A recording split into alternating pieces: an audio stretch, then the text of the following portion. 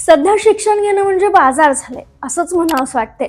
कारण शिक्षण घेऊन बीएड करून नोकऱ्या निघत नाहीत, भरती निघत नाहीत, बेरोजगारी वाढते असा आरोप केला जातो. मात्र दुसरीकडे शिक्षण क्षेत्रातील भ्रष्टाचार थांबायचं नाव घेत नाही. नागपूर म्हणू नका, नाशिक म्हणू नका, मालेगाव म्हणू नका, शालार्थ आयडी घोटाळ्याचे धागेदोरे वाढतायत, सापडतायत आणि दिसतायत. नुकताच नाशिकमध्ये 150 कोटींचा गड्डा सरकारलाच घातल्याचं समोर आलंय.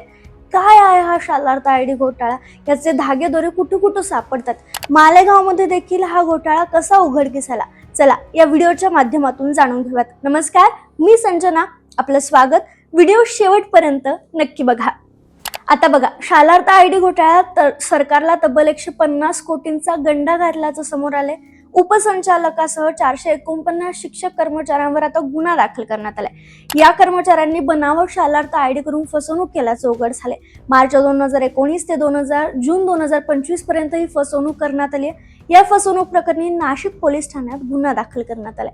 आता हा शालार्थ आयडी नेमका काय असतो? तर ही एक महाराष्ट्र शासनाची एक ऑनलाईन प्रणाली आहे जी शाळांमधील शिक्षक आणि शिक्षकेतर कर्मचाऱ्यांची संपूर्ण माहिती व्यवस्थित ठेवण्यासाठी वापरली जाते. पगार, सेवा, नोंदी, बदली, कागदपत्री ज्या व्हायचे व्यवहार ते आता या सिस्टीम मधून ऑनलाईन पद्धतीनं केले जातात, जे लवकरात लवकर होतात. आता या प्रणालीमध्ये प्रत्येक कर्मचाऱ्याला एक वेगळा आयडी आणि नंबर दिला जातो, ज्याला शालार्थ आयडी म्हणतात. हा आयडी म्हणजे त्या कर्मचाऱ्याची ओळख असते. पगार काढायचा असेल, सेवा इतिहास पाहायचा असेल किंवा पेन्शनची प्रक्रिया भविष्यात करायची असेल तर या आयडीवर करता येतं. थोडक्यात सांगायचं तर शालार्थ प्रणाली ही संपूर्ण व्यवस्थापन करणारी सिस्टीम आहे आणि शालार्थ आयडी ही या त्या सिस्टीम मध्ये तुमची ओळख सांगणारा मुख्य नंबर आहे. सगळ्यात महत्त्वाचं म्हणजे हा आयडी तयार करण्याचे अधिकार कोणाला असतात? तर उपसंचालकांना असतात. हेच शालार्थ आयडी तयार करतात आणि काही बनावट आणि मग याच माध्यमातून आता हा जो काही घोटाळा आहे तो समोर आलाय. म्हणजेच कुंपण शेत खाले असं झालंय. उपसंचालकांनीच हे शालार्थ आयडी तयार केले, बनावट कागदपत्र जोडली आणि अस्तित्वात नसलेल्या शिक्षकांचेही शालार्थ आयडी तयार करून शासनाच्या तिजोरीतून पगार काढण्यात आला. आता उदाहरण द्यायचं झालं तर एखादा शिक्षक 2015 मध्ये सेवक म्हणून लागलाय, 2022 मध्ये तो नियमित झालाय, तर त्याचा शालार्थ आयडी 2022 पासून सुरू होईल आणि त्याला पगार मिळेल. पण या प्रकरणात गैरव्यवहार करून शिक्षकांची नियुक्ती मागच्या तारखेत दाखवण्यात आली आणि अनेक वर्षाचं थकीत वेतन काढण्यात आलं. हा सगळा प्रकार संस्था चालक आणि शिक्षण विभागातील काही बड्या अधिकाऱ्यांच्या संगनमताने चालत असल्याची माहिती एसआयटीच्या प्रमुख सहाय्यक पोलीस आयुक्त सुनीता मेश्राम यांनी दिला. आता जेव्हा या सगळ्या प्रकाराबाबत शिक्षण विभागाला संशय आला तेव्हा हालचाल सुरू करण्यात आली. पुण्यातील प्राथमिक शिक्षण संचालकांनी नागपूर विभागीय अध्यक्ष चिंतामण वंजारी यांच्या नेतृत्वाखाली एसआयटी स्थापन केली. या समितीनं तपास करताना नागपूर जिल्ह्यात तब्बल 580 शिक्षकांचे बोगस शालार्थ आयडी तयार करण्याचा प्रकार उघडकीस आणला. ही यादी शिक्षण विभागाकडे पाठवली आणि असं दिसून आले की शालार्थ प्रणालीचा पासवर्ड हॅक करून त्याचा गैरवापर करून आयडी ड्राफ्ट स्वरूपात करण्यात आला. त्याचबरोबर जिल्हा परिषद नागपूरमध्ये प्राथमिक विभागातील वेतन हे देखील थकीत रक्कम काढण्यात या अनेक लोकांनी महत्वाची भूमिका बजावल्याचं समोर आलं.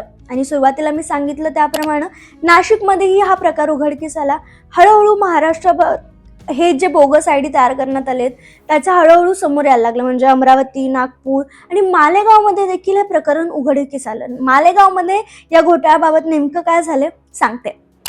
नागपूरमधलं बोगस शालार्थ आयडी आणि शिक्षक नियुक्ती प्रकरणाची एसआयटी कडून चौकशी सुरू असताना मालेगावात आणखी एक शिक्षक भरती घोटाळा समोर आला. उर्दू माध्यमाच्या बडी हायस्कूलमध्ये सेवाज्येष्ठता दाखवून नव्याने नियुक्त शिक्षकांना 13 वर्षापासून कार्यरत असल्याचं सांगण्यात आलं आणि शासनाची कोट्यावधी रुपयाची फसवणूक करण्यात आली.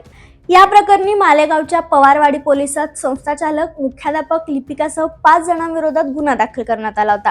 बडी हायस्कूलमधील 2 शिक्षिका विना अनुदानित तत्वावर काम करत असताना त्यांना 20% अनुदान तत्वावर लाभ देण्यात आला. याच हायस्कूलमध्ये 13 शिक्षक 2022 ते 2021च्या कालावधीत कार्यरत असल्याचा बनावट कागदपत्र शिक्षणाधिकाऱ्यांकडे पाठवण्यात आला आणि तो मंजूर होऊन शिक्षकांना 100% अनुदान लागू झालं.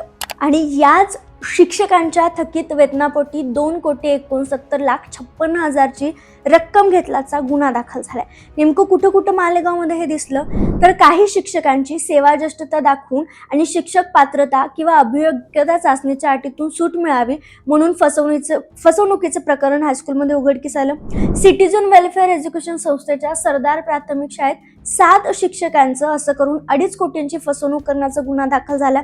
तसेच महात्मा फुले शिक्षण संस्थेच्या लोकमान्य हायस्कूलमध्ये देखील हा घोटाळा समोर आलाय। या तिन्हींच्या संदर्भात छावणी पोलीस ठाण्यात गुन्हा दाखल करण्यात आलाय। मात्र मालेगाव मधील हा जो प्रकार आहे, कोटीमध्ये सरकारकडून पैसे लुबाडण्यात आलेत। नाशिक असू दे किंवा नागपूरमध्ये सगळ्यात पहिलं प्रकरण सुरू झालं किंवा समोर आलं ते असू दे, शिक्षण आता खरंच बाजार झालाय की काय असं म्हणायला या सगळ्या गोष्टींना वाव आहे। अजूनही तपास होतोय, महाराष्ट्रभर SIT स्थापन करण्यात आली आहे। अजूनही अपडेट येत राहतील, त्या अपडेट आम्ही तुम्हाला कळवत राहू। त्यासाठी चॅनलला सबस्क्राईब करायला विसरू नका।